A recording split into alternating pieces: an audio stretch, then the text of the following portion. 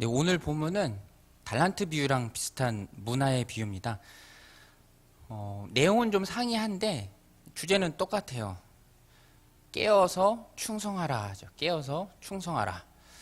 우리가 언제고 주님 앞에 서야 할 때가 있습니다. 주님이 부르시면 이 땅을 떠날 것이고 아주 마지막 때에 하나님 앞에서 결산해야 될 때가 있죠. 달란트 비유와 똑같습니다. 예수님께서 왜 이 비유를 말씀해 주셨냐면 오늘 말씀 11절에 잘 나오죠. 사람들은 하나님의 나라가 당장에 임할 줄로 알았습니다. 그들이 이 말씀을 듣고 있을 때 비유를 더하여 말씀하시니 이는 자기가 예루살렘에 가까이 오셨고 그들은 하나님의 나라가 당장에 나타날 줄로 생각함이더라. 그래서 하나님의 나라가 당장 임할 것이 아니라 어느 정도 기다려야 될 때가 있고 그때 너희들이 어떻게 살아야 할 것인가를 오늘 비유를 통해서 이제 말씀해 주시죠. 그 주제가 바로 깨어서 열심을 내라입니다. 깨어서 열심을 내라. 이 죄악된 본성을 가지고 살아가는 인간은 연약하죠. 항상 죄인이기 때문에 죄를 지을 수밖에 없습니다. 그러다가 인생의 어느 순간에 주님을 만나게 되죠. 그리고 주님을 인생의 주인으로 영접하고 하나님의 자녀가 됩니다. 이제 그때부터 비로소 하나님 자녀의 삶, 하나님 나라의 삶을 시작하는 건데 문제는 뭐냐면 그때가 다 틀리잖아요. 각자마다 다 틀린데 공통점은 그렇게 길지 않다라는 것입니다. 금방이죠. 시간이 금방 갑니다. 제가 어느 분한테 드렸는데 내가 10년 후에 몇 살인지 생각하는 건 큰 의미가 없대요. 내가 10년 후에 몇 살인지 생각하는 건 큰 의미가 없고 거기에 20년을 둬야 된다 그러더라고요. 20년. 내가 20년 후에 몇 살인가. 충격이 팍 오죠. 우리에게 허락된 주를 위한 충성의 시간이 길지 않습니다. 많지 않죠. 저도 제 아내 보면 알아요. 결혼하기 전에는 선교여행도 많이 다니고 그랬는데 많이 헌신하고 그랬는데 지금은 애 키우느라고 뭐 해야 될 시간이 별로 없죠. 남자들도 마찬가지입니다. 내가 시간이 있을 때 또 하나님이 그 시간을 허락했을 때 기회가 주어졌을 때 헌신하는 것이 너무너무 중요하죠. 그래서 예수님을 영접해 하나님의 자녀가 된 성도가 세상을 살아갈 때는 늘 도전이 있습니다. 나를 위해 살 것인가 하나님을 위해 살 것인가. 어차피 시간은 한정돼 있잖아요. 그렇게 많지 않은 시간 누구를 위해 살 것인가 늘 도전이죠. 시간을 헛되게 쓰지 말라. 열심을 내라. 깨어 있어라.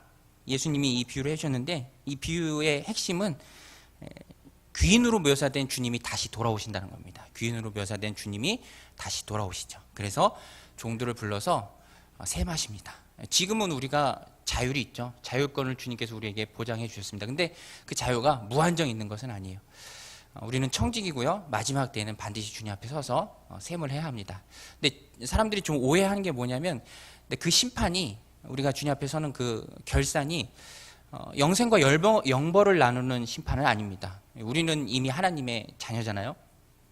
이미 하나님의 자녀고 영생을 얻었고 그래서 주님 앞에 서는 심판은 우리에게는 기본적으로 상 받는 날입니다. 칭찬받는 날이고 상 받는 날이고 격려받는 날이죠. 저희 아이 유치원 졸업식에도 보니까 여러 가지 이름으로 다 상을 주더라고요. 걔가 상 받을 애가 아닌데 뭐 꼬마 미술가상 이렇게 받았더라고요. 하나님 우리를 다 상 주십니다. 상 없다고 자꾸 얘기하시는 분들이 있는데 잘 몰라서 하는 얘기예요. 바울도 그 상을 기대했고요. 하나님 우리에게 큰 상을 주시죠. 그래서 주님 앞에 서는 결산의 날은 우리가 상 받는 날입니다. 그런데 약간 부끄러움을 당할 수도 있어요. 좀 주님 앞에 송구스럽고 아쉬운 마음이 들 수도 있습니다. 왜냐? 주님 앞에 충성하지 못했던 것, 주어진 시간에 더 헌신하지 못했고 희생하지 못했던 것에 대한 아쉬움이 남을 수도 있는 시간이 바로 그 시간이에요. 그래서 우리는 항상 그 시간을 염두에 두고 살아가는 게 중요한 것 같아요. 마지막 때에 주님 앞에 설 것인데 그때 아쉬움이 없도록.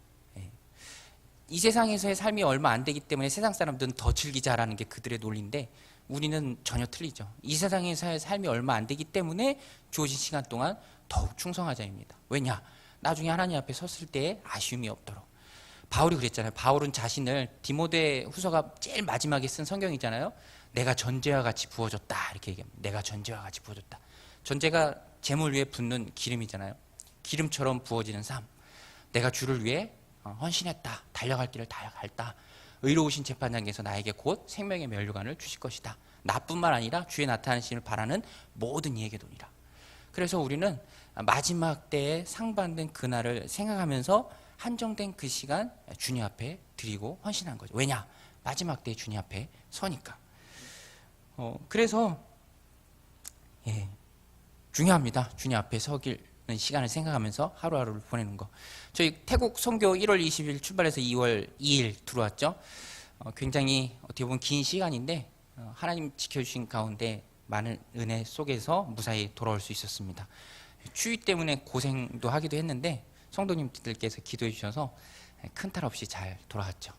여러 가지 도전의 모습들을 많이 봤는데 특별히 우리 교회 오셔서 간증도 해주셨잖아요. 선교사님, 여자 선교사님, 정말 대단하시다라는 큰 도전을 저도 개인적으로 많이 받았어요. 그 카렌 노래라는 기문인가요? 그 이순신 장군 배경으로 쓴 소설이 있는데 거기 보면 이순신 장군 1인칭으로 나오잖아요. 항상 이순신 장군은 어디를 가든 그래요. 여기는 나의 죽을 곳으로 적당하지 않았다. 사지라고 책에서는 표현하거든요. 그리고 마지막 순간에 여기가 바로 나의 사지로 적당했다. 이순신 장군은 항상 죽을 각오하고 싸웠잖아요. 그리고 자기의 죽을 곳을 찾았고. 선교사님 곁에서 사역하시는 거 보니까 그냥 딱 그러시더라고요. 그냥 죽을 자리로 알고 거기서 죽을 각오하고 그 연세에 사역도 더 늘리고 아파도 병원에 잘 안 가신대요. 그냥 죽기까지 그냥 그러다 죽겠다 막 이런 결심으로. 그래서 우리들이 바라볼 때는 어떻게 보면 굉장히 강직하고 또 세시기도 하시죠. 그 순교하신 분들이 온화한 성품은 순교자들은 별로 없다고 하더라고요. 강하죠. 내 차라리 죽겠다. 그런 성품이죠. 그래서 많이 도전받고 그랬는데 오늘 본문도 똑같은 맥락입니다. 나중에 주님 다시 오실 거고요. 우리에게 자율권이 있고 또 충분한 달란트가 주어졌습니다. 성공의 여부는 상관이 없어요. 뭐 맡긴 달란트도 달리고 여기서는 문화도 다 틀리잖아요.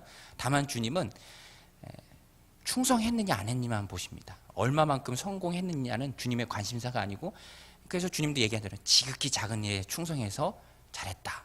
칭찬의 기준은 내가 그 일을 신실하게 감당했는가 안 했는가요. 다른 사람이 평가는 전혀 상관이 없죠. 우리에게 맡겨주신 사명이 정말로 많이 있습니다. 또 한정된 시간 속이죠.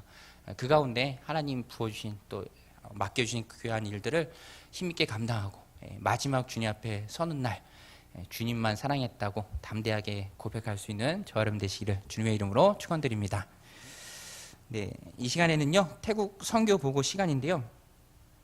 준비한 영상을 좀 보고요. 남자 청년, 여자 청년 간증 한 명씩 해주고요.